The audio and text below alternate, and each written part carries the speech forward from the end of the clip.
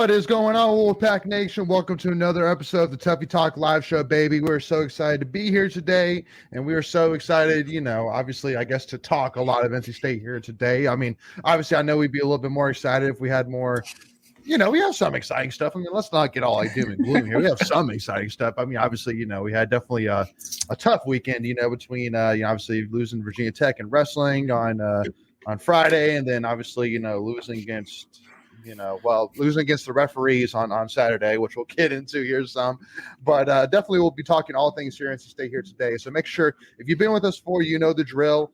Leave your comments, leave your questions, leave your thoughts in the comments, and we will get to all of them here as soon as possible. Join on the conversation as much as you can, and we will love it here, and we can't wait to do it. So let's kind of give a vibe check. Macon, how's things going for you, brother? It's going okay. I had so I was at a wedding this past weekend, so I did not get to watch the game live. So I have rewatched the basketball game in the highlights. I mean, and so I'm the takeaway for me is you mentioned already the free throws. State, not too much detail, but like State, when you're shooting, you literally shot better from field goal percentage just overall, 3-point percentage, you're shooting better. You outperform them in assists, steals, and blocks. Mm-hmm. And the only two categories really that I can tell from like a performance standpoint where they outplayed you was free throws, not even percentage, but just quantity, and rebounding. I mean, they out-rebounded us. But not by a lot. I mean, it was like it wasn't like a blowout. It was just a little bit difference. And I mean, did I necessarily expect State to go into Carolina and win? No. Did I think that they were the better team? I kind of did. I think when I watched, what I saw was I did see two teams I thought we were pretty evenly matched. Now, not to be totally fair. I just think when you see 39 free throws to 12, there has to be something at least off there a little bit. It can't be like, I can see, it's just, the refs just, totally biased. They were getting paid by Carolina. I don't think I can say that, but I also can't say we didn't foul them either. I think it goes a little bit of both ways where there were some plays there that State was getting called that were ticky-tack plays. And then on the flip side, there's plays I think should, from a little bit I've seen, Carolina could have got away with the fouls. So kind of there were plays where State was fouling. And it's just, I think a little bit, favored Carolina on the offensive side and the defensive side enough to where it just expounded to where it's like, okay, now you've got like a 40-point free throw differential, 4-1 almost, right? Yeah. You're about almost 40-10. So I don't know how to feel about that other than a little bit frustrated, but I will say this too. I am thankful that Terquavian is healthy. That might be the biggest thing coming out of that game. So, for sure, no, definitely, and we'll definitely get more into this for sure. I figured that we kind of take this kind of game by game approach, definitely, building up to the big time for sure. There's definitely a lot to unpack for this weekend for sure. And I know Ken's just sitting there, just biting her lip, being like, "Let me get in here. I'm ready. I'm ready. Let me have it." But first of all, again, definitely a lot of people, Nicholas, here saying, is it February 19th yet? D. Roop, Hunter Smith saying 27 days. I mean, that's a beautiful thing about college basketball, man, is that there's especially in rivalries, there's more than one opportunity to get things right. So, and I'll be at this one. Yeah, no, exactly. I'm surprised Greg doesn't have like a countdown by like seconds and even milliseconds in his background, honestly. So, but so real quick, y'all. So, definitely I think coming out of, obviously there was two big things in terms of from this weekend that, referees felt like that they kind of got their ways into the game. Obviously, first of all, the main one being the flagrant foul, that Big T was involved with. There was definitely a lot of discussions on that on Twitter. And then also, too, for me and Greg, we did the watch party for the NC State number 5 versus number 8 Virginia Tech wrestling on Friday.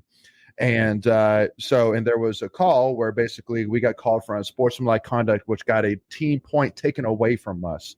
And so, if y'all don't mind, as a former referee, I wanted to kind of give some thoughts of, and like, because I'm telling y'all, I literally did a full breakdown today, because I'm telling you, I watched first of all, James Henderson. Again, we're never one to pitch, going for one fan side versus another. Again, Wolfpacker, Pack Pride, Inside Pack Sports, we support them all evenly. But when somebody like James Henderson puts out something for free and something as in depth as he did, and I mean pretty straightforward as it did, we're gonna push that out there. But if Pack Pride or Wolfpacker wants to do the same thing, we'll 100% push it. But I want to make that very clear. We're not necessarily like pushing for Inside Pack Sports, but it just happened to be. But yeah, like after I saw that, I literally just did an in-depth review, as being a former, hockey referee for 9 years. I was like, let me just get my thoughts on it too. Let me dig into the rule book here.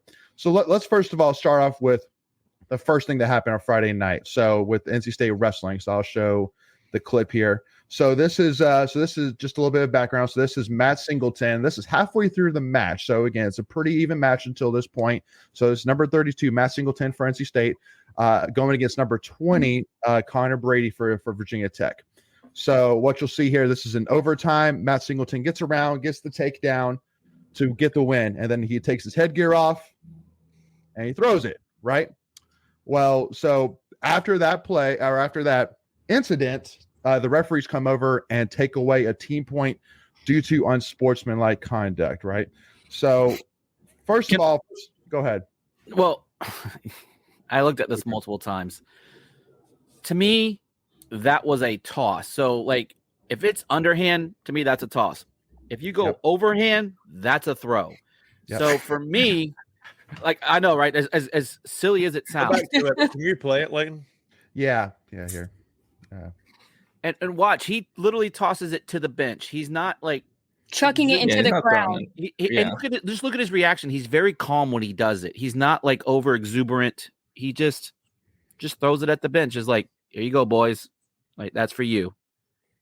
When I was watching it, I thought they called unsportsmanlike when he like got up and like pushed him back down as he was getting up. I was like, I thought that's what they called it on, but yeah. No, I didn't actually see that happen. I didn't watch that match. That to me looks like it's. Well, it doesn't come across to me like he's being rude, but whatever. What's the rule say, Layton? Yeah. Layton got the rule book out. That's funny. I'm telling y'all, I do the same thing. I'm telling you, just wait for it. So for wrestling, all right. So section 2, unsportsmanlike conduct.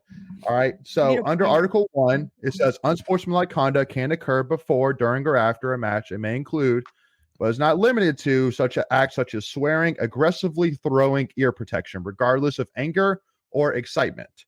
So immediately you think of, okay, well, what is aggressively, right? And did you get Webster's out for aggressive? Yeah. Well, yeah. So he pulls up Merriam-Webster. Funny you say that. So so let me talk a little bit here. Obviously with rule books, like being a former refereed hockey for 9-10 years, you think you learn very quickly that you cannot interpret and call a game per the exact wording of the rule book. It is, what is the interpretation? What are they exactly trying to achieve here? And intent. Exactly. What is the intent behind this call? So let me show you a rule from my youth rule book, which kind of explain that. Article 7, Section 49, clause. No. So anyway, Macon. So basically, all right. So basically, in hockey, right, you see it happen all the time. If you've gone to a hockey game, you've more likely see it. It's a classic play where a puck goes up in the air, a player catches it, takes it, and puts it on the ice. Right. Well, per the rule book, it says that a stoppage shall occur whenever a player closes their hand on the puck and does not immediately drop the puck on the ice. So does that necessarily mean that basically from the moment that you catch the puck, you can't even move your hand? You just basically have to open back your hand and let it drop? Like, no, that's not the intent of the rule. The intent is basically you just cannot like juke with the puck in your hand and skate a couple times and then drop the puck down, right? So basically that's the point here, is that with this wording of this one of what does aggressive mean? To me, two things. First of all, it wasn't in shoving it in the wrestler's face. it wasn't towards the opposing team. But also, too, another thing which I wanted to mention to it as well is, first of all, it was a huge win. I mean, he's a freshman, wrestler. He just got a huge win for his team against a top 10 opponent. Against a top 10 team opponent, and then against a top 20 wrestler in overtime. He just got this huge takedown, and he threw it, and not like spiking it, but just like, bang, baby, let's go. Like, so again, to me, I feel like that if you're a referee in this moment, you guys say, I don't want this call to impact the result of the match, because that's too much power.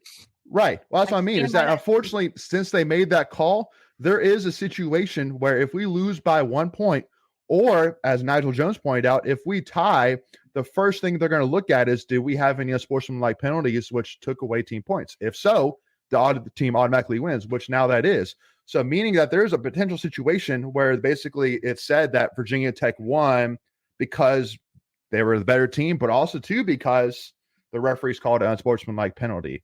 So that's just to me there is that just, that was kind of my thoughts, is that this is a situation where the referee should have just let the wrestlers figure it out. At the end of the day, there was nobody getting upset. It's not like the coaches were like, hey, he threw his headset. Like, what the heck? Like, nobody would have even blinked an eyelash. Why? Just because everybody was thinking BT just lost. So BT just lost that match. Like, as simple as that. So I can almost guarantee you no one even noticed it except the referees. No, exactly. That's exactly my point. It's not like anybody was pissed off. It's not like the referees like, well, we got to get control of this, so we got to call it an unsportsmanlike conduct.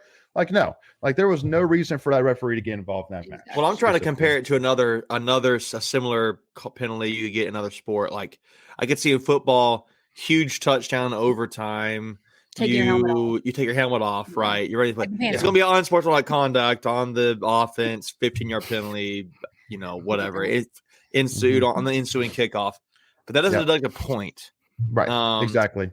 Well, isn't it kind of like that guy? I think it was the Carolina Panthers in one of the games this year. It was DJ Moore, who was not even on the field when he did it. Don't get me started on that. Yeah.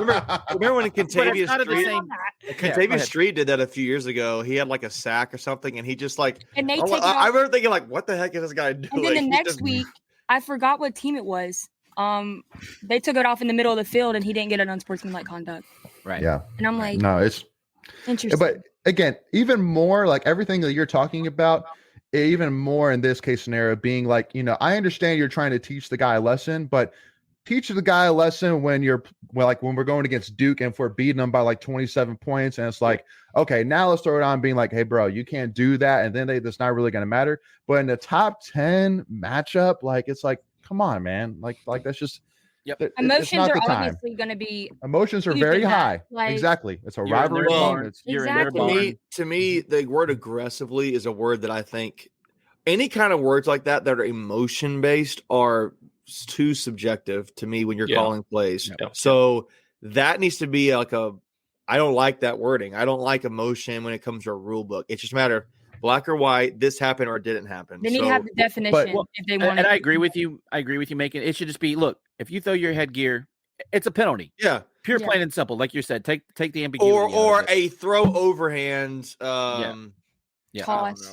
Yeah. Or throwing it towards except for your bench. Oh, I don't know. Yeah. I just think anything with emotion or anything that's subjective really belongs in the rule book. Nowadays, everybody, there are a lot of people that get hurt over small things. So it's like, or think aggressive is small instead of it being like what it actually is supposed to mean, like chucking it into like the crowd.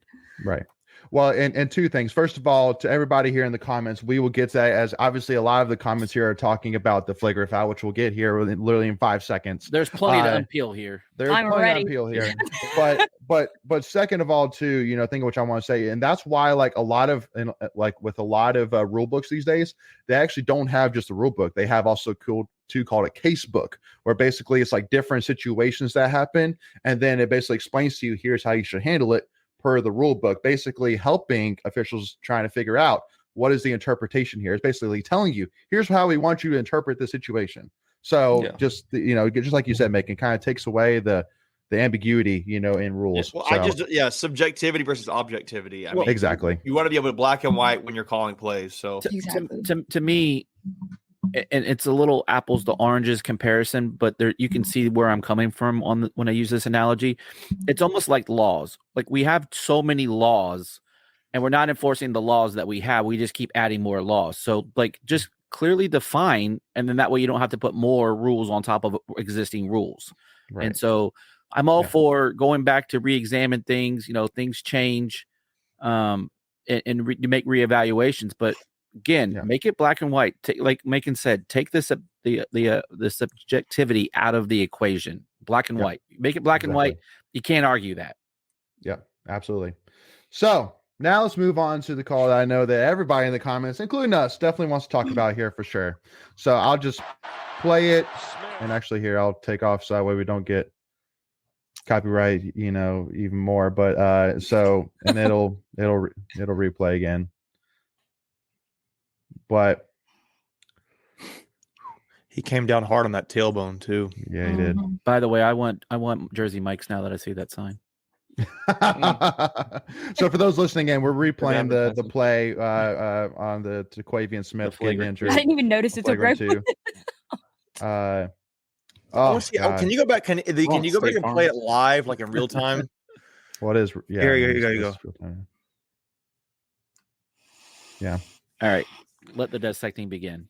So, all right. So again, I put together some thoughts here. So, first, okay. So a couple things. So, hey, man, dude, I'm telling you, man, as a former referee, dude, I was like, he's looking at Article 17.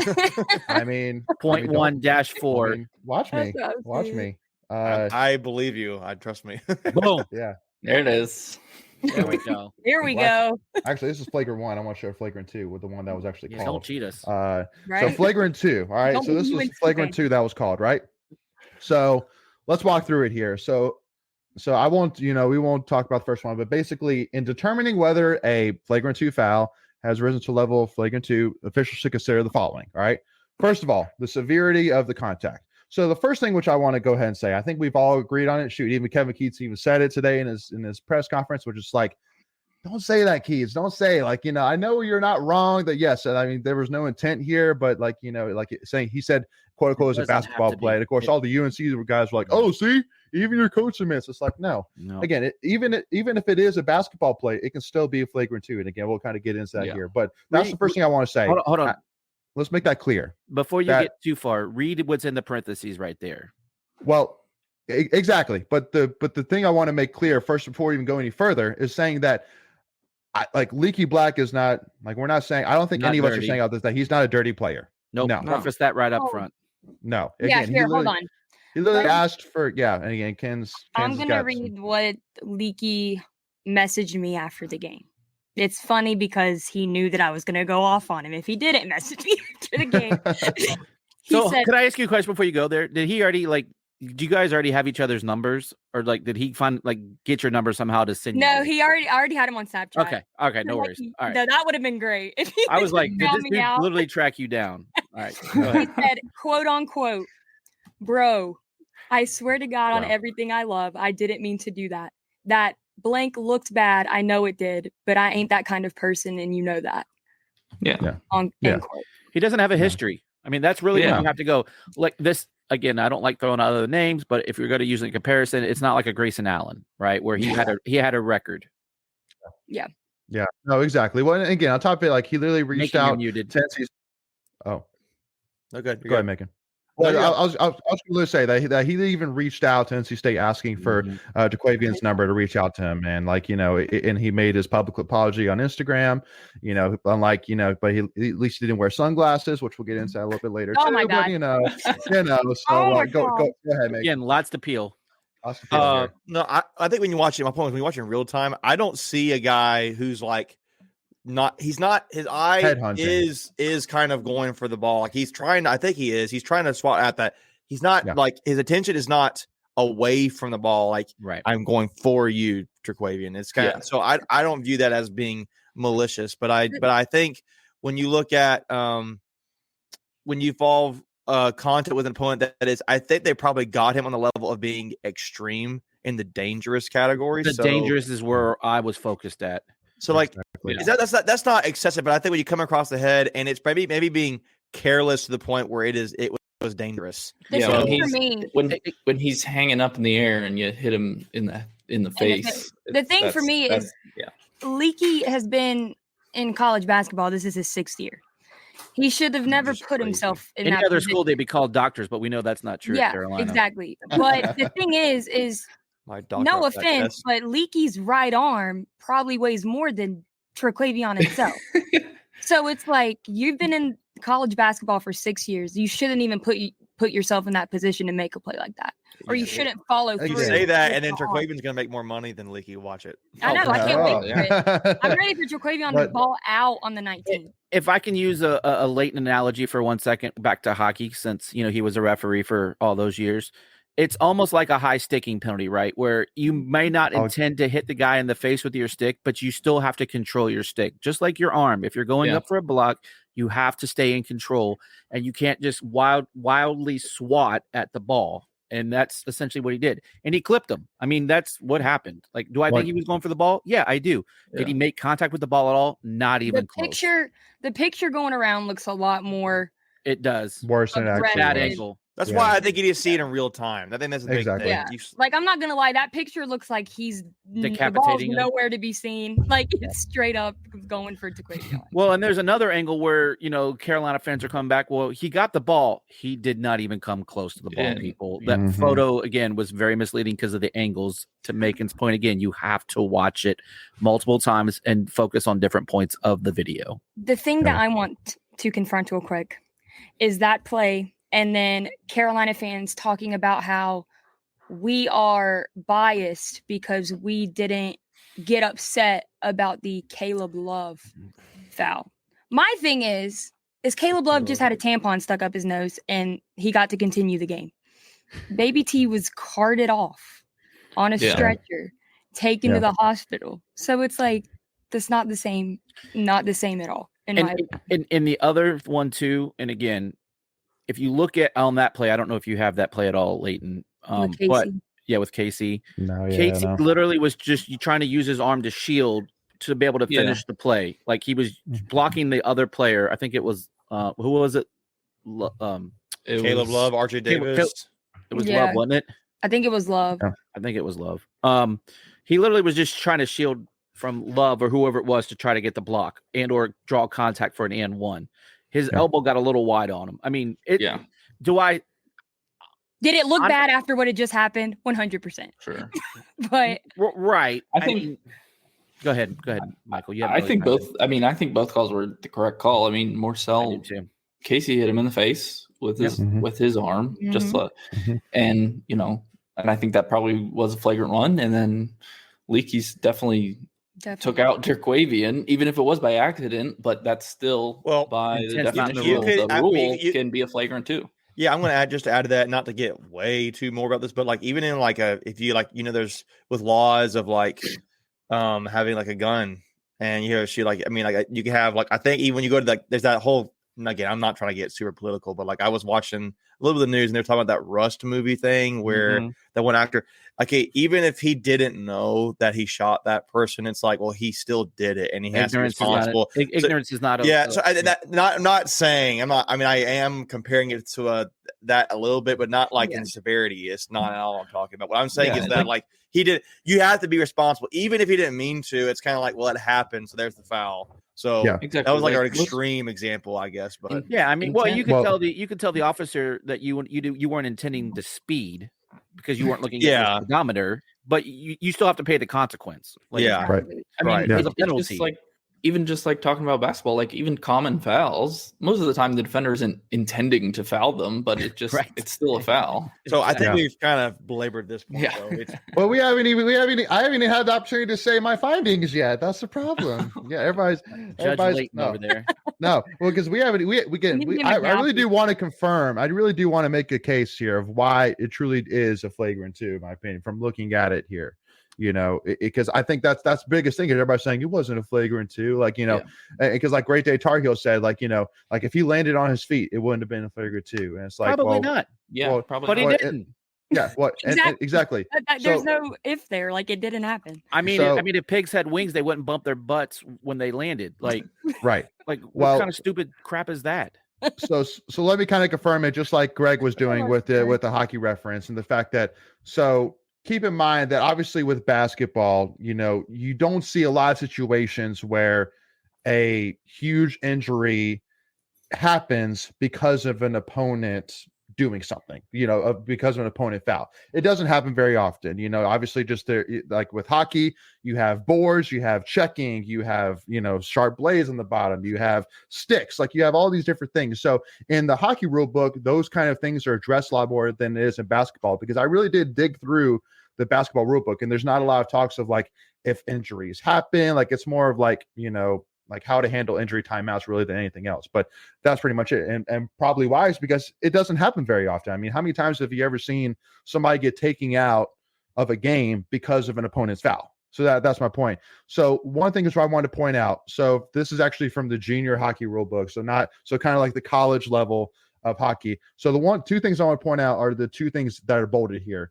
So that where it says the onus is on the player delivering the check to avoid placing a vulnerable or defenseless opponent in danger of potential injury. So this not only applies for hockey, but also to football. I mean, like, Tom Brady has said multiple times that I had to think about twice about throwing a slant down over the middle, because if my guy gets knocked out, it's my fault, not him. But now it's on the defensive player to not have that contact. So same thing here in hockey.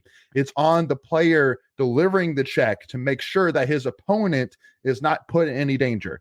Same thing here in basketball. I truly do feel, and to point out here, in section B, it says a major penalty plus a game misconduct shall be assessed to any player who recklessly endangers an opponent as a result of checking from behind. So basically meaning that it is 100% involved in terms of if an injury happens or not. And that does go into your decision on if it should be a more major penalty or a more minor penalty. Because at the end of the day, again, it just comes down to that. Did you do something? First of all, did you do something illegal per the rule book? Yes or no? Did you foul the opponent? Yes or no? And if you did, if it caused that player to get injured, you're automatically out of the game. And the perfect example, another perfect example I can give up is in hockey. Let's say that two guys are skating beside each other, side by side, and you dive and you take the guy's feet out from under him, and he goes sliding into the boards and gets knocked out of the game, right? What you did wasn't malicious, but it was an illegal play, and it caused the guy to get injured. So automatically, since you did something illegal that caused the guy to get out of the game, you are immediately ejected. That's hockey, that's NHL, and I can even show it to you here in the NHL rule book. I know this is a little bit small, but where it says game misconduct penalty, says when a major penalty is imposed upon this rule for a foul resulting in an injury to the face or head of an opponent, a game misconduct shall be imposed. So basically it says right there per the NHL rule book that literally if a foul causes a player to get injured, a game misconduct is imposed, basically meaning you're thrown out of the game. So in my opinion, looking at this rule for flagrant 2, so just like you said, so a flagrant personal foul, 2 personal fouls, a personal foul that involves contact with the opponent that is not only excessive but also severe, blah, blah, blah, or extreme, dangerous, or punishing while the ball is live. So again, you talk about the severity of contact. The severity of the contact was not that bad. It wasn't like a bah. It was a contact to the face. Whether a player is making legitimate effort to block the shot, that is not involved here. The potential for injury resulting from the contact. Can I ask a question? Go ahead, Greg. Does getting carted off on a stretcher constitute under that? That's the potential for injury. I mean, obviously, right there, the potential for injury resulting from the contact. Because normally they don't cart somebody off unless they kind of need it, right? No, I agree. So medical services aren't cheap, right? Because I agree. So Greg knows that. It was a $700 ambulance bill just to go 5 freaking feet. So I don't think they're just going to pull that out for no good reason. So that's why it comes down for me, in my opinion, at the end of the day, Leaky Black fouled Terquavian Smith. And then it was because of that foul that Terquavian ended up in a dangerous situation that caused him to get injured and taken out of the game. So to me, flagrant 2 personal foul. And here's the thing, because now all the Carolina conspiracy theorists come out. Oh, well, he was at the bar 3 hours after the game. I'm not gonna lie. If I find out my neck's not broken and I find out my career's not over, I'm gonna go drink too. In my personal opinion. Speaking of that, Yeah. No, so here it is. But everybody immediately pointed out, like, who knows when this picture was taken? Well, someone did a timestamp. It seems legit. All right. It is. But he was out. but here's the thing. The doctors cleared him. All right. It was bad enough to where he had to go to the hospital. Exactly. All right. Just because he's out 4 hours later on the town doesn't give you the reason. Well, that's the reason why it shouldn't have been a flagrant too, because he was at the bar 4 hours later. Because believe me, I saw that freaking comments on Twitter. I'm like, get out of here. Yeah. Like it's insane. It was and again, it's impossible to. I mean, like as referee, like how are you supposed to know that? Well, when a stretcher comes out, that's pretty much solidified. Okay, this guy is injured. He's not hurt. He's injured. Like simple as that. So go ahead, Michael. What'd you say? No, I said that's about as bad as you can get. Yeah. No, exactly. So I've never seen somebody get like strapped down from head to toe. Yeah. No, it's not like basketball. Not basketball. Yeah, exactly. Like in basketball, never seen very rarely. And that's what terrified me because the bar we were watching, there was no volume. Yeah. So I'm like, no contact. trying to figure it out, going on Twitter. Yeah. No, exactly. He that was a blessing. I feel like all the prayers that were sent up to him definitely for sure were definitely answered. Can we peel the next layer of this whole thing? Well, so before we do that, let's get through some of these comments because we haven't for sure touched on these yet. But yeah, we definitely will. So Aaron Fireball says, "What's up? What's going on, Aaron? Appreciate you tuning in, man." And got Connor Hudson here. Hunter says T might get back for Wake Forest. Is that next weekend? It's Saturday. Yeah. Okay. Yeah. I mean, that seems the most logical. Tomorrow we have Notre Dame. I don't see why we would play in. I really don't. Well, I mean, especially tomorrow against Notre Dame. Exactly. I mean, hopefully we should be able to take care of business. But I mean, also there's no reason to push him. At the end of the day, there's still a lot of basketball here to play. Well, he's got a career past NC State. He's got an NBA career. Exactly. No, absolutely. And real quick before we go on, you could just tell the way Coach Keats talked about him, and then like the way he was asked at the press conference.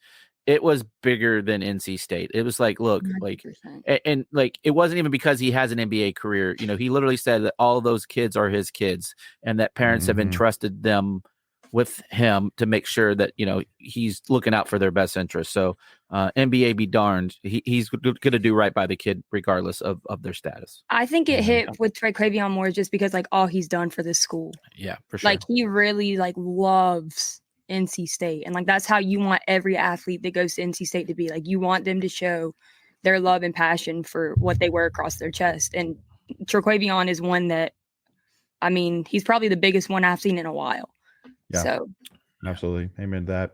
Yeah. And Hunter Smith here says as well that Saturday we thought his career was over in Raleigh. And I mean, whether it was the rumors of him having broken wrists, which means he's more likely out for the season, or, he got carried on a stretcher, what if he really does have a neck injury or a back injury, then his, career could be done. Like, I mean, it was scary. So, and that's why, I think a lot of State fans, including us, obviously, when, the fans did not boo while T was actually getting carted off, but it was the fact that they booed during the foul shots themselves, where it's like, listen, y'all. It was more the boo when they announced that it was he got ejected. Yeah, that he got ejected. That's what they were really booing, and then they just continued the booing. And I'm okay with them booing the foul shots because, like, it doesn't matter the situation. You're going to boo the foul shots.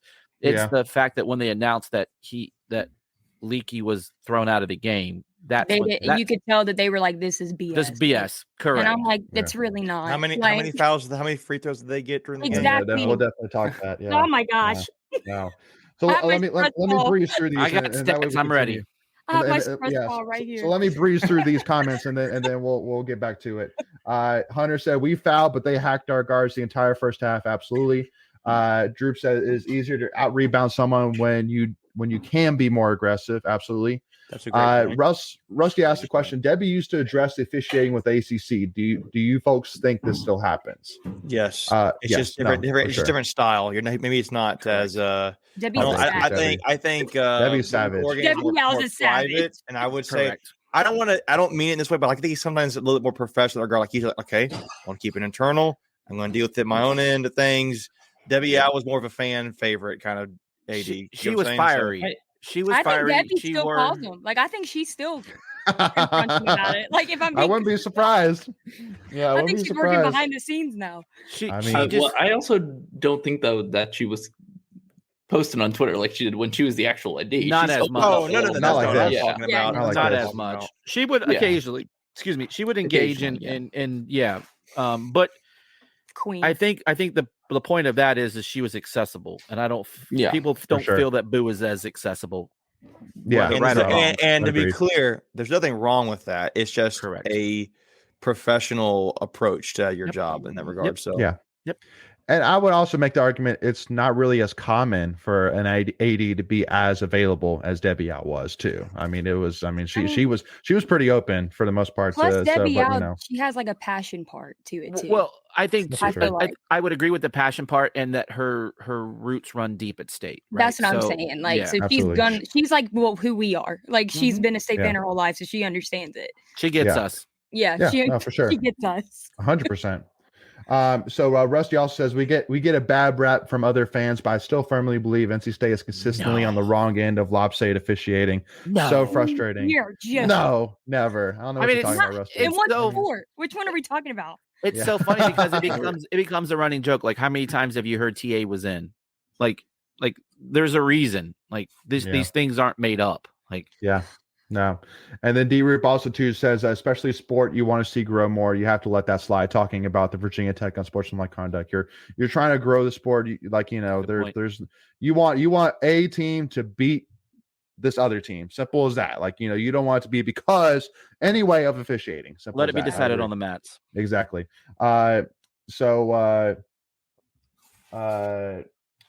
Also D-Roop says it's all about the follow through. You didn't have to do that. I think we've kind of docked through that enough. And Hunter Smith also points out that T is mocking no lower than 17th in the first round as of last week. So good to know. That's almost a lottery pick. 'Cause I think 16's lottery. Is that right? I think so. 14.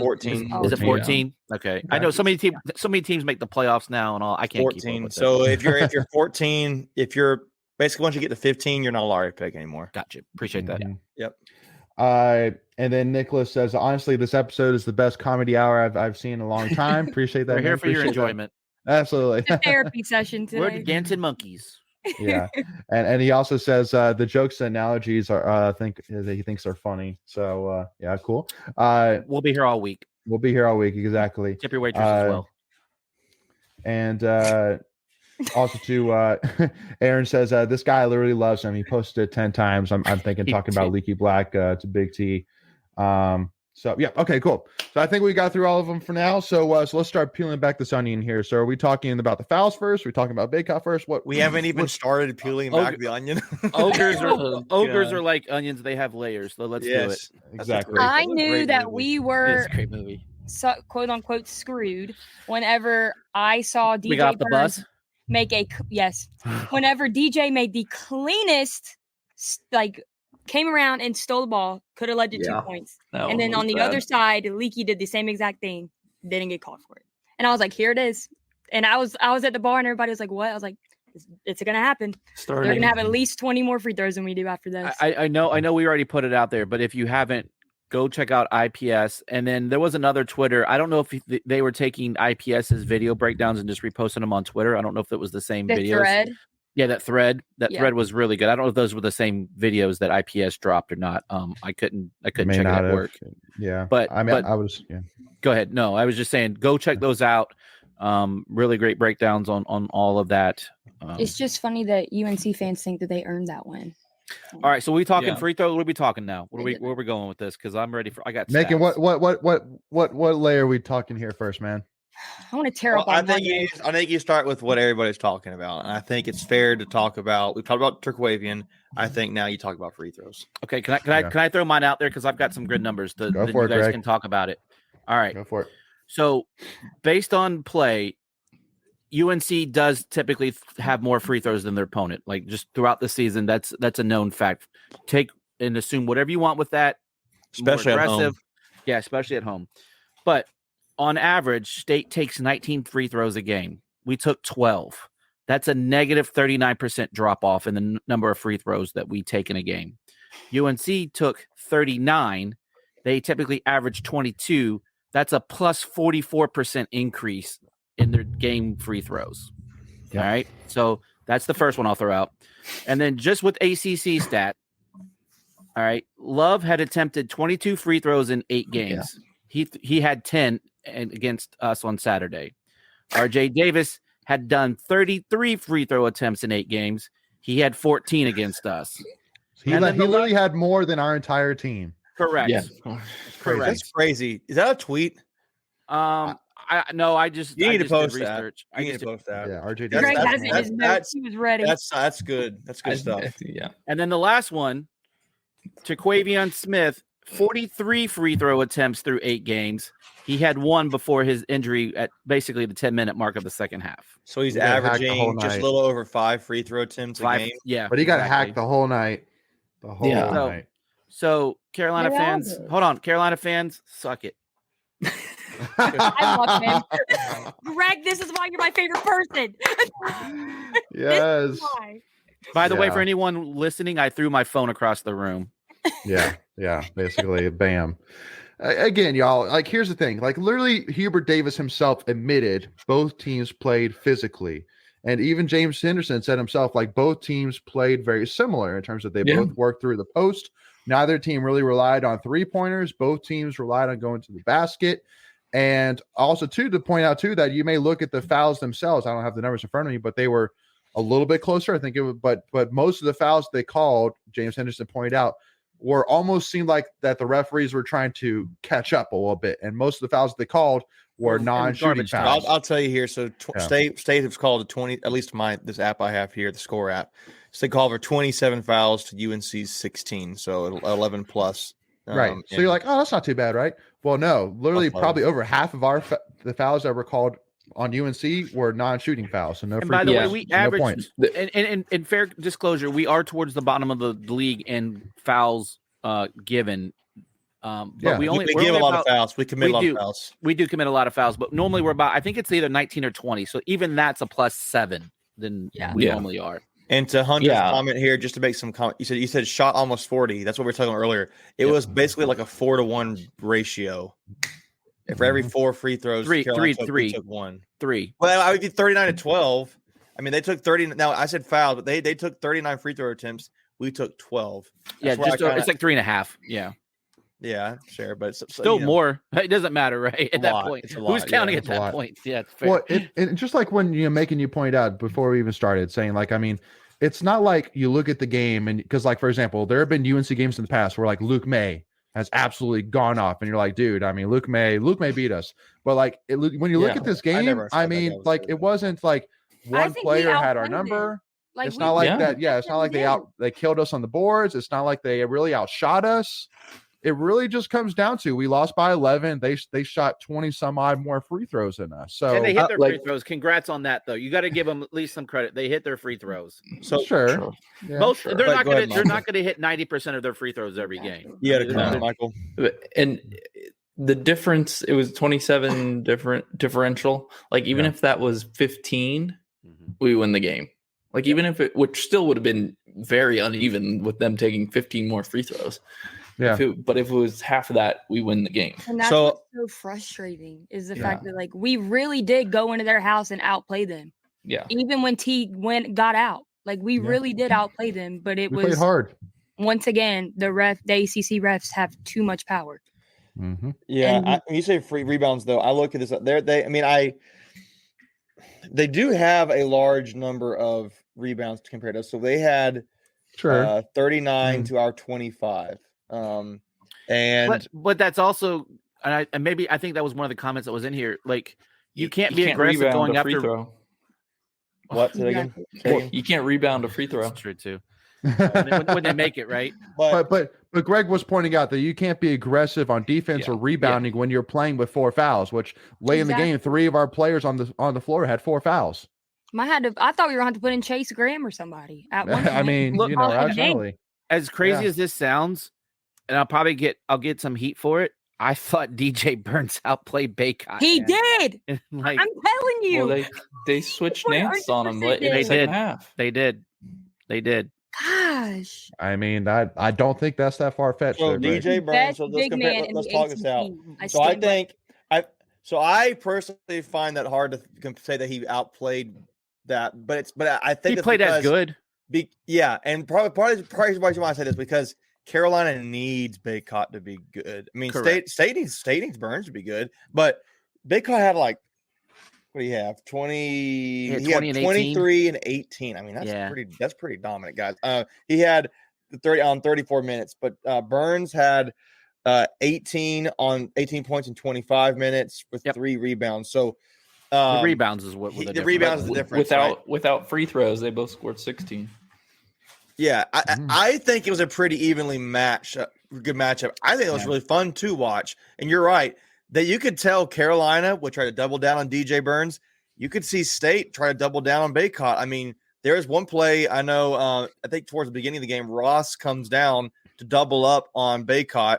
Baycott then kicks it over to RJ Davis, and then he kicks it back over to Nance, who's a 3. But State, both teams run through their centers right now offensively, and that's when they're at their best. And I thought it wasn't that. I don't think Baycott just got the best of DJ. It wasn't like this thing where it's like, oh yeah, DJ's been playing good. You wait till Nardo Baycott gets a hold of him. It's like, nah, it was pretty. I mean, it's still pretty amazing how he can shoot the ball. And I mean, Baycott had some nice shots too. I didn't think it was like night and day difference. I was like, correct. DJ held his own. This might be the 2 best centers in the ACC. Yeah, 100%. Right now, but I mean, you can tell that Armando Baycott is being outplayed whenever he has to whine to the ref over a clean play. Yeah. I mean, that's I think a guy.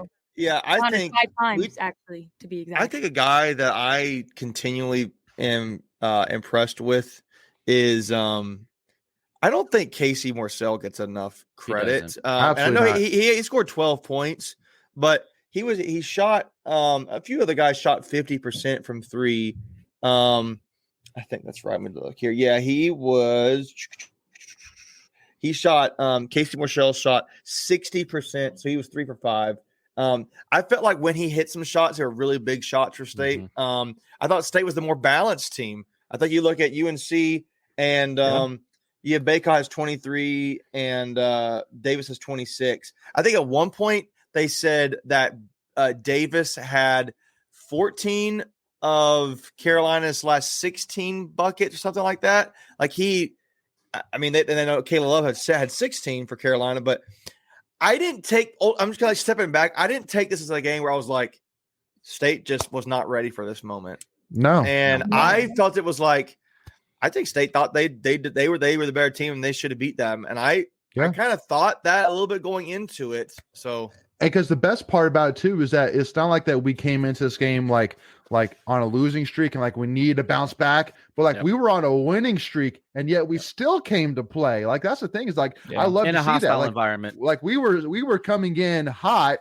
and answered the bell hot, like in a hostile environment against your opponent where and that hasn't happened in a long time. Right. Again, I mean, like, you like a lot of State fans might, have expected like, oh, we came in hot. Well, you play UNC, so you come in thinking you're all bad and you get stomped. I mean, you played a really good game for a team that's not your rival. So I thought that, and who was number 1 in the country. Oh wait, preseason. Sorry, preseason number 1 in the country. God forbid the ACC protect their preseason number 1. Yeah, exactly. But hey, we get them on February 19th. It can't get here sooner. And I had this too. I think the reffing is going to be different because now you're in Raleigh and you have the pressure of the fan.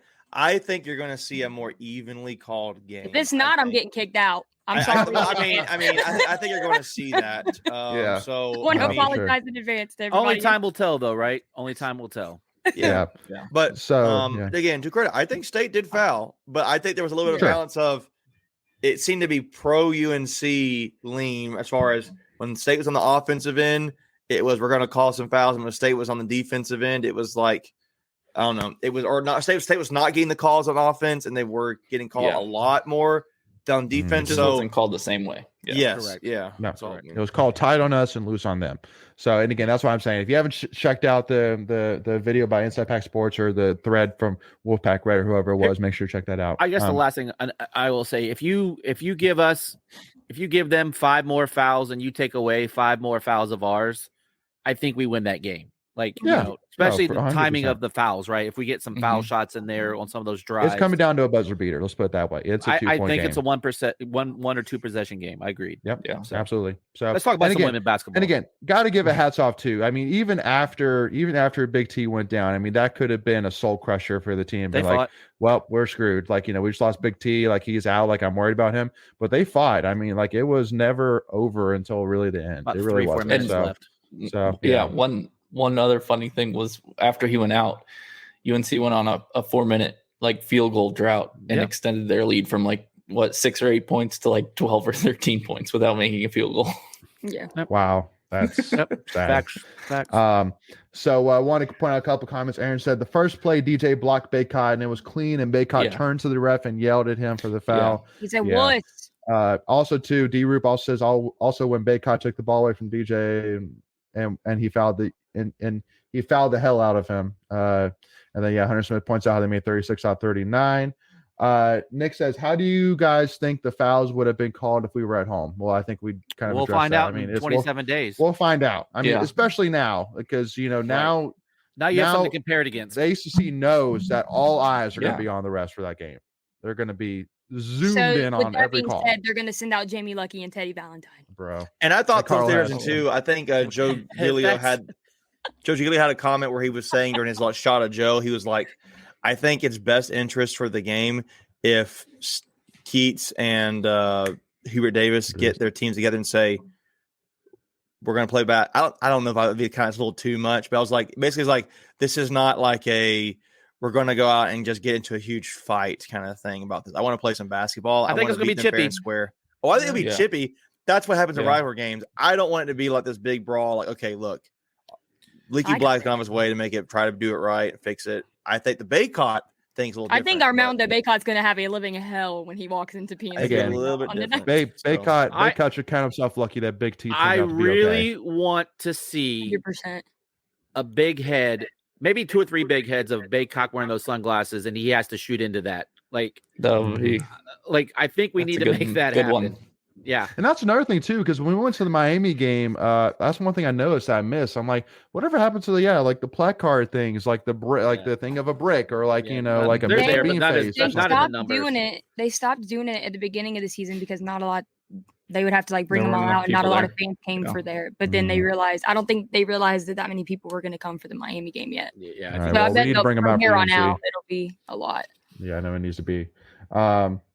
You want to take 2 seconds to talk about Baycock in the locker room? I mean, it was unnecessary. Moving on. All right, cool. It was bad timing. Bad timing. Especially with not knowing correct what was happening. I think we can all agree we didn't have a problem with him poking fun. It was the time and place. Yeah. Because my thing is, if you're going to send out prayers, end it there. Don't be like, oh, but I had to poke fun at him. Yeah. Agreed.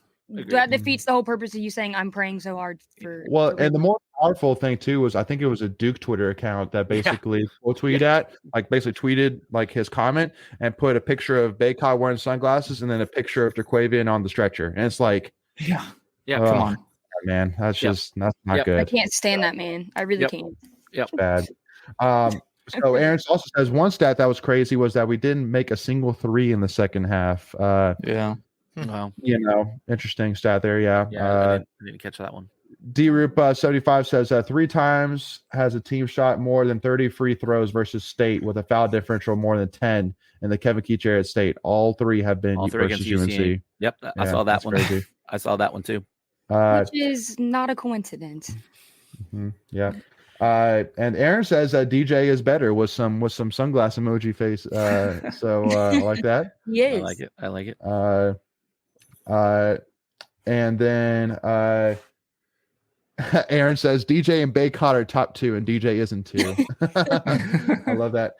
And also too, Aaron also points out about Ernest Ross played good for his short minutes in a big game, and 100% agree with that for sure. I mean, he dropped a 3. Well, and right? I'll tell you, he made 2 games in a row. Was that Ernest? So let me ask you all that real quick. His new hairstyle, he doesn't know how to act. Never be taking that shot. He shouldn't be. Is there one player like as of right now that you guys would point out as kind of the surprise player of the year? Because I could think of a couple. I mean, I think I LJ got my Thomas answer. needs more love. I got my answer. One of the best defenders I've seen in a long time. So really making that easy? Oh, 100%. Well, surprise player of the year, it's different definitions, but so for me, it's Casey. I have one. Yeah. Yes. Casey. It's not a surprise. Did anybody expect after last season Casey to be doing what he's doing this season? So I will say this, and that he was so injured last year on multiple occasions that he never really got into a rhythm. You didn't know what to expect, right? Correct. And all you could go off of what he played at UVA and the little bit. Minimal. He's kind of showing some flashes here early on. And I will, impact player. And for the Ernest Ross thing, he was really coming on before his foot injury. He was making progress because he was forced into the lineup. Because I think he was a true freshman last year, right? Is that yeah? Mm-hmm. So it took him a little bit to get up to speed, learn the game, the college pace. But again, I think for both of them, you just didn't know what you were going to get coming in. Right. Yeah. I think it's Doosan, and he's been out for a while, so we probably don't realize it. But I don't think I especially didn't expect him to be a starter. That's a good point. Yep. Coming in and to give us what he's given us, he's been very efficient. So yeah, that was my surprise.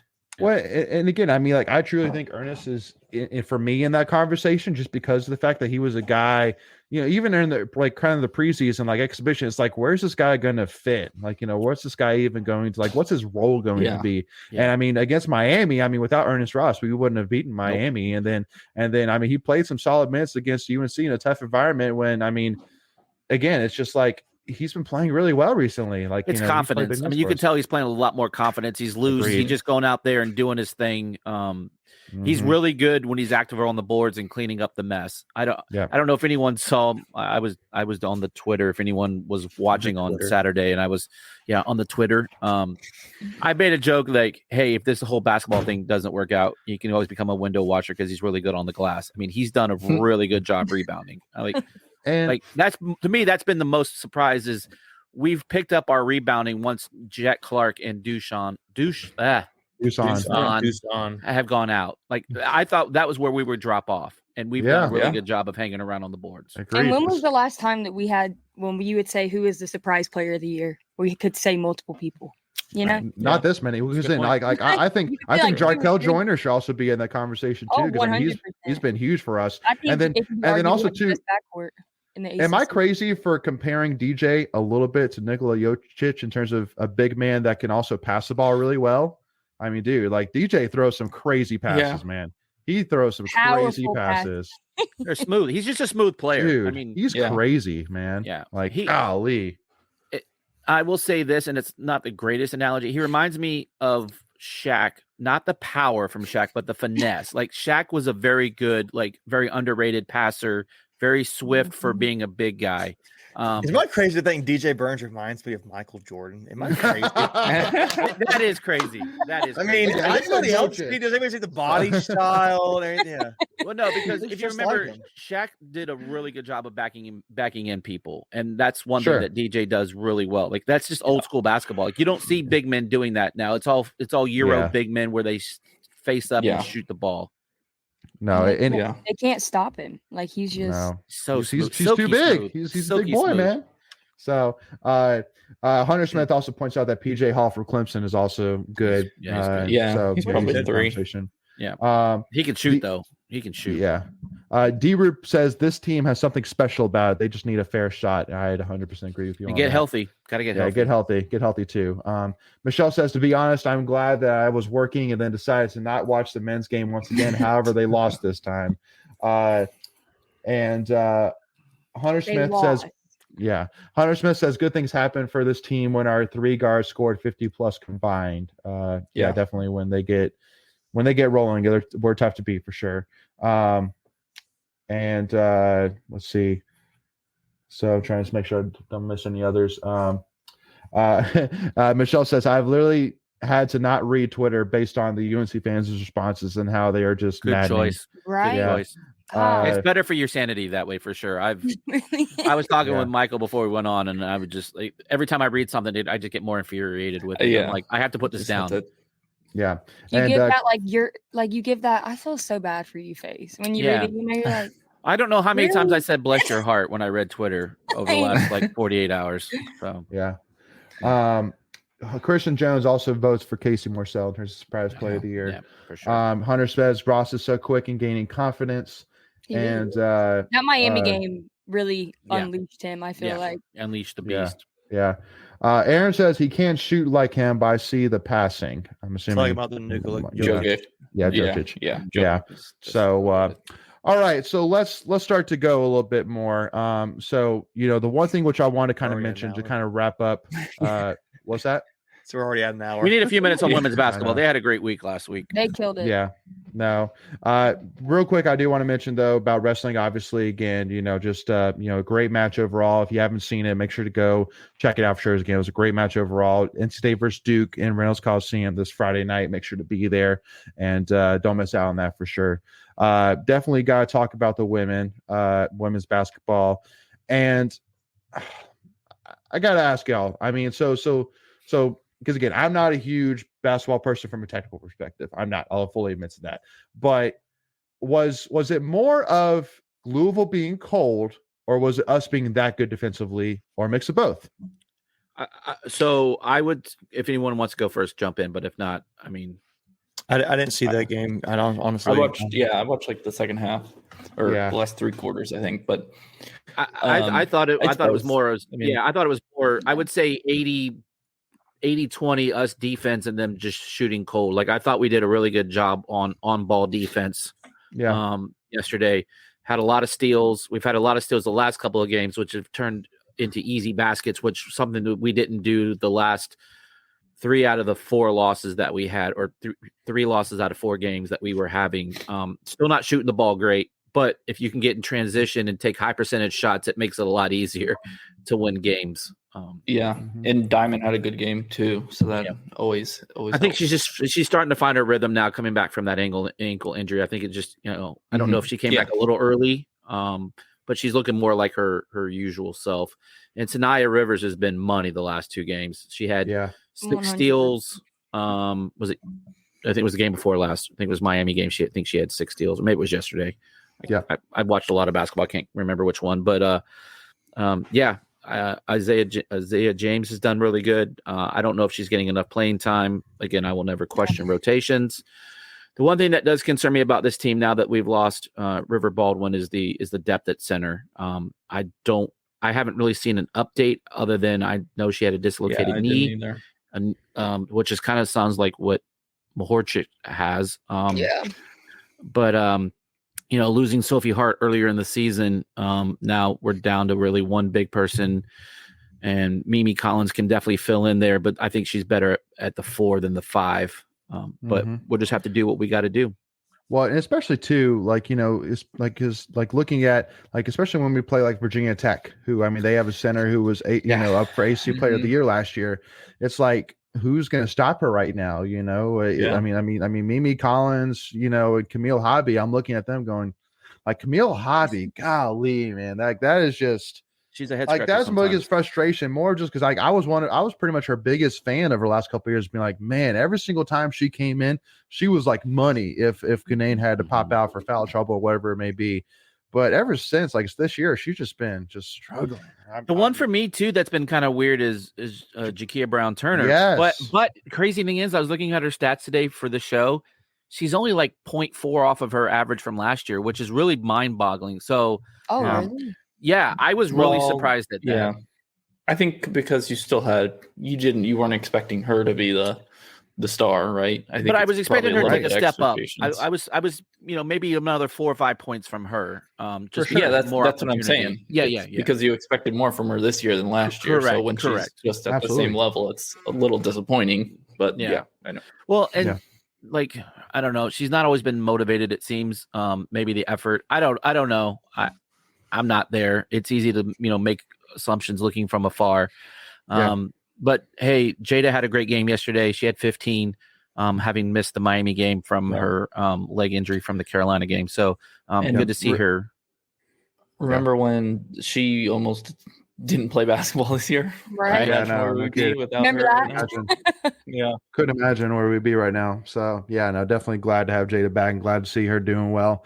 And again, just need Diamond to continue to step up. Like, we just can't afford her to have off nights like she did against UNC. Like, she's got to get rolling, and she's good enough. Like, again, it's all a mind game. Just find your way. Like, you can score so many ways. You can shoot three, you can do phase, you can go to the basket. Like, just find one of those and get the points that we need you to get, Diamond. Like, let's get going. Let's go. We definitely missed the 3-point shooting from Reina and Kai. I mean, we're not shooting it nearly at the percentage that we were last year. Yeah. That's one thing.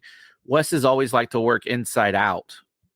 So we just don't have that right now. We don't have the shooters right now for whatever reason. So if you're not going to be able to shoot the ball, you need to find other ways to score, i.e. turn them over, get transition points. So they've done a really good job the last 2 games with those areas. Which I'm never one to look ahead, but luckily enough, in our recruiting class this year, we got some shooters and ballers coming in. So definitely, I never doubt Wes more. No, you can never doubt Wes more. I don't, but I mean, again, he didn't expect injuries, and I mean, we did keep. So this is a short team, and what I mean was he didn't fully fulfill all the scholarships that he had. He left some open. So when you're already, playing with a shorter bench, you can't take a couple injuries here and there. It definitely limits your abilities. But hopefully, we're trending in the right direction right now. And so we got a big one coming up Sunday. I think we're off until Sunday, if my memory serves me correctly. Yeah, we are. We got Notre Dame coming in, and that's going to be a big one. So I feel like that's got to be a huge positive for us, because we all know that Wes Moore, he's the ultimate, get ready guy. He's like the Andy Reid of women's basketball, in my opinion. Like, you give him some time, you give him time, he will make you be a whole different team that comes out. I hope so, for sure. Michelle says Louisville only scored 1 field goal in the fourth quarter, so that's great. 4 points. Agreed with that. Yep. Aaron also points out that Virginia Tech just beat Duke, and he also says, would y'all say that's good or bad for us? Macon? We beat Duke correctly, so no, we lost. We lost to Duke. Yeah, they beat us by 22. I think it was men's. Are you talking about men's? Men's. I was like, wait, Sorry. I was at that game. Men's. Virginia Tech men's just beat Duke. Correct. Yeah. At Virginia Tech. There's a website that tells you who to pull for in each scenario. Oh, really? Yeah, there is. That's awesome. You can enter in your team, and it tells you every game across the country and who you should pull for. I need to find that website. That's I need to know that too. It's Bart. I think in this situation, you would want Virginia Tech to win, or no? You want Duke to win because they are ranked teams. You want them to stay ranked. Virginia Tech's on the way. That keeps them as a quad 1 win. Correct. And they have a better chance of making the tournament than Tech does at this point. The answer to your question is not good for state, in my opinion. Okay. Only that website would tell us. Takes a sip of his Coke. Yeah. Only reason why you would say better is because since we beat Virginia Tech on the road, while Duke would be at home, so you want your road wins look better. But I agree. I'd agree with that though. That Duke is ranked, so you want them to stay ranked. So actually, I don't think they were ranked last week when they did beat Miami though. I think they're 25th this week. This week, yeah, because they beat Miami on Saturday. Yeah, I know, which is crazy, dude. ACC is weird as crap this year. It is really the only team that's been somewhat consistent is Clemson and Virginia, and they haven't been that good. Sport. Like, how can Clemson be good at everything? Well, look at Bama. Bama's number 2 in the country in basketball this week. I know, dude. Golly. So Macon, Michael, what's the website? Aaron was asking. It's called Bart Torvik. Bart Torvik. What? That sounds like right? That sounds like Russian. That sounds Chinese. No, it's real. Yeah, they're definitely stealing everything off of your computer when you look at it. I'm gonna pull it up. I'm gonna give you an example here. Let me see what it is now. If I get an email from a Nigerian prince after I check that website, I'm coming after you guys. Send us $500,000 Bitcoin or your Let me see if I can it's real. Can I share my screen on this? It's kind of like a Ken Palm. Maybe. It's up there, one of those advanced analytics sites.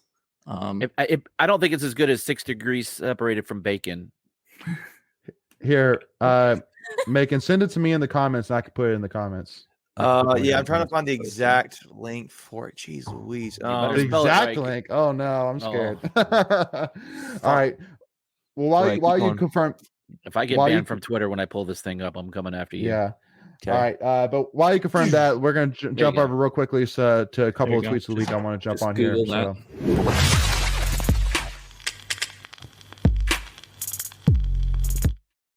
Okay, so we only got a couple here I wanted to touch on here, but this one from Josh Goodson saying the funniest stat of the night. Yeah. Albeit this was a stretch after T went out and State was chasing points, but UNC got their biggest lead of the game at 13 with around 6 minutes to go. They were also on a 4-minute field goal drought at the same time. Hold on. That's sad. They were. Greg just threw the hat. And he brought in another one. Okay, another Tuffy. He had it ready. I do. This is mind numbing. It is. It's at this point you're kind of like, you know what? I'm used to it, and that's not a good thing. But it's like, I mean, Mama always said you can't fix stupid, but apparently you can. So. Yeah, no, it's. I mean, that's crazy to think about. So just once again, just to think about it. So literally, UNC got their biggest lead of the game at 13 points with around 6 minutes to go, but they were also on a 4-minute field goal drought at the same time, meaning they literally got their biggest lead from free throws. Like that's mind numbing. So okay, so Bart. So my head hurts. I guess is making put it in the chat. So Bart Torvik is the website, by the way. Yeah, just Google that. I'm trying to find the actual page on here where it does it. Let me see if I'm definitely doing that from someone else's browser and not mine. I love it. And then lastly, not to necessarily, so first of all, if Ken's pointing this out, so I'll do it for Ken's. But so if you go to the PAX Access Instagram, if anybody's on Instagram, go to PAX Access. There's a ton of different memes that giving crap to UNC, which are hilarious. Which unfortunately, with me doing this through PowerPoint, I can't put videos on here, but just go check it out. Pack Access on Instagram is hilarious. So enjoy. Please do. So it basically has somebody bowing down at the door, giving with money, like $500. money, and like, here you go, sir. Here's the door. Yeah. All right, and then the last thing I wanted to point out, not this isn't necessarily like I'm tooting a horn, but just really proving the point here. We're tweeting the week of our own tweet of the week. That is. Hey, well, that's again, like Spider-Man pointing at Spider-Man. Hey, think about it. I mean, again, look at this tweet. This tweet literally has 7 teams which are currently playing right now that are currently in the top 21. I mean, no team is ranked lower than 20 on this list. So basically, it's right now gymnastics is number 20, women's and men's swimming and diving is number 4. Women's tennis is number 3, men's tennis is number 21, wrestling is number 5. Women's basketball is number 20, and in-state rifle team is number 12. So basically, again, just pointing out, because we haven't even talked about too, like baseball, depending on what preseason you look at, is number 21 to 25. So just really proving the point, y'all. Just again, it doesn't take much to support these teams. You can get tickets for stupid cheap, if not free. And again, you get to see a team that's competing in the top of the ACC, if not, one of the top teams in the country. And so again, all this is happening right in your backyard. Why would you not take full advantage of it? And also, too, again, support these men and women that have earned the support of Wolfpack Nation. Simple as that. I mean, they're literally sitting here in the top 21 in the country. They deserve for NC State. They deserve for NC State fans to show up. That's pretty much the point of this. So, and again, I mean, women's and men's tennis. They've shot up quickly and they're only going up. So. Also, speaking of tennis, anybody see the Diana Schneider? I guess Schneider. Yeah, Schneider. Mm-hmm. Yeah, she had a nice run at the Australian Open. So she did. No, again, hey, we may not even see her yet. Well, no, she's still a student. That's right. Yeah. She's a freshman, right? She's a freshman. Yeah, wow. She may not even play here. She may end up going pro. She pushed the number 6 player in the world, or number 6 ranked player at the tournament or whatever. Took her to 3 sets. So and good things as a freshman. That's crazy. And Benjamin points out too that he was looking at the softball roster and there's only 2 seniors on it. I hope that there is some talent this year on that team. Do any one of y'all know anything about this team? So first of all, we'll definitely hear in the next couple of weeks do kind of some talks about men's and women's tennis, do some talks about baseball for sure, and definitely want to do one about softball too, because again, I truly do believe, again, keep in mind that NC State baseball 2 years ago had one of the top five 5 recruiting classes in the whole country, not the ACC, the whole country. So this year we're going to start to see some of the fruit of that labor, basically. Yeah. And so it should be a huge step up this season. And again, season tickets are like less than $100 for the whole season. Like, it's super cheap, y'all. Just I'm telling you, it's going to be 100% worth your while, and it'll go a long way for these girls and boys across the board. So just make sure stay tuned for that, y'all. Go ahead, Greg. Also, we'll be having it's not season ticket giveaways. We'll have baseball ticket giveaways all throughout the season. I have season tickets, and I won't be able to go to all the games, so we'll definitely be giving some of those out throughout the season. So, stay tuned for that. Yep. And the last thing I want to say to y'all is that we are less than 150 followers away from 10,000 followers on Twitter, which is crazy to think about. 10. Yeah, I know. 10, baby. 10. The K.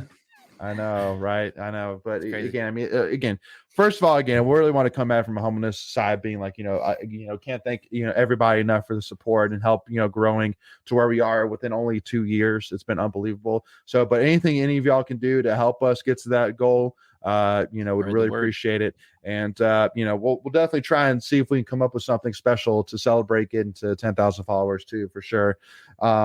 And also too, as well, make sure again, if you haven't already, hit that subscribe button, hit that notification bell if you're here with us on YouTube. As again, we got some episodes that are coming out here. First part tomorrow and second part on Thursday. Won't spoil it yet, but it'll be a fun one. So make sure to check that out, y'all. But thank you all so much for tuning in. Really appreciate it. We'll see y'all soon, and hopefully have a big win tomorrow against Notre Dame, and we'll see what happens with Big T. But hey, February 19th, 27 days away. Here we go, baby. Go Pack, y'all. Thank y'all again. It's on like Donkey Kong.